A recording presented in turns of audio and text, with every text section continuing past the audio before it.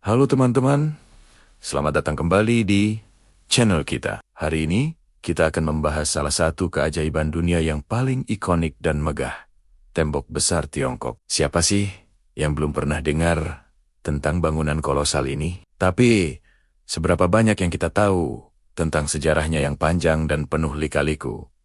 Yuk, kita telusuri bersama. Kebanyakan orang mungkin berpikir, tembok besar ini dibangun oleh satu kaisar saja. Tapi faktanya, tembok ini dibangun selama ribuan tahun oleh berbagai dinasti. Ceritanya dimulai lebih dari 2700 tahun yang lalu.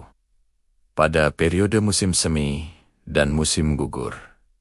Saat itu, Tiongkok belum bersatu dan terdiri dari banyak negara kecil yang saling berperang. Untuk melindungi wilayah mereka, negara-negara ini mulai membangun tembok pertahanan di perbatasan mereka. Tembok-tembok awal ini masih terpisah-pisah dan belum terhubung. Lompat ke abad ketiga sebelum Masehi.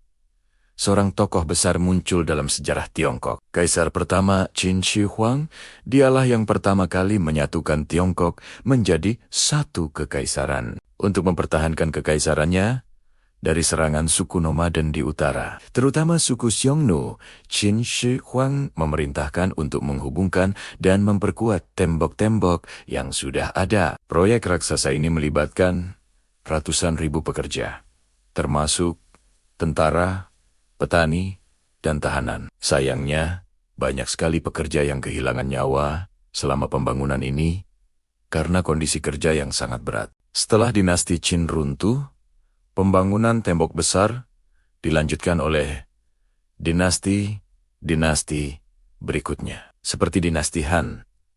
Dinasti Han memperpanjang tembok ini jauh ke arah barat, hingga ke Gurun Gobi.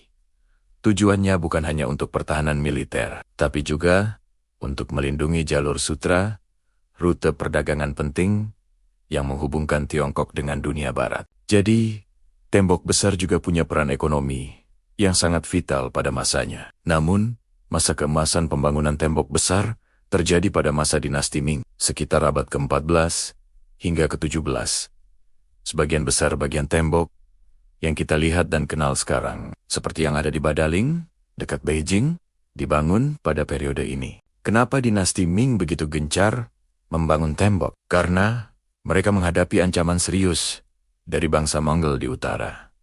Mereka tidak mau tragedi invasi Mongol terulang lagi. Tembok yang dibangun dinasti Ming jauh lebih kuat dan canggih. Mereka menggunakan batu bata dan batu balok. Bukan lagi tanah liat seperti pada dinasti-dinasti sebelumnya. Tembok ini juga dilengkapi dengan ribuan menara pengawas, benteng, dan barak untuk pasukan. Setiap menara pengawas berfungsi sebagai pos sinyal. Jika ada musuh mendekat, penjaga akan menyalakan api atau asap. Dan pesan bahaya bisa dengan cepat tersampaikan dari satu menara ke menara lainnya. Sistem komunikasi ini sangat efektif pada zamannya. Panjang total tembok besar, jika diukur dari semua bagian yang pernah dibangun oleh berbagai dinasti, diperkirakan mencapai lebih dari 21.000 kilometer. Itu sama dengan setengah keliling bumi. Sebuah pencapaian arsitektur dan teknik yang luar biasa, menunjukkan tekad dan kekuatan bangsa Tiongkok kuno. Kini, tembok besar bukan lagi benteng pertahanan, melainkan simbol kebanggaan nasional Tiongkok dan salah satu destinasi wisata paling populer di dunia. Jutaan orang dari seluruh penjuru bumi datang untuk menyaksikan kemegahannya dan merasakan jejak sejarah yang tertinggal di setiap batunya. Tembok ini adalah saksi bisu dari jatuh bangunnya dinasti, peperangan, dan perjuangan manusia selama ribuan tahun. Nah, itu dia sedikit cerita tentang sejarah panjang tembok besar Tiongkok.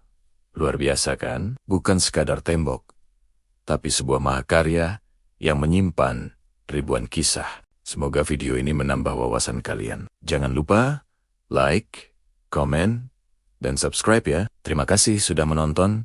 Sampai jumpa di video berikutnya.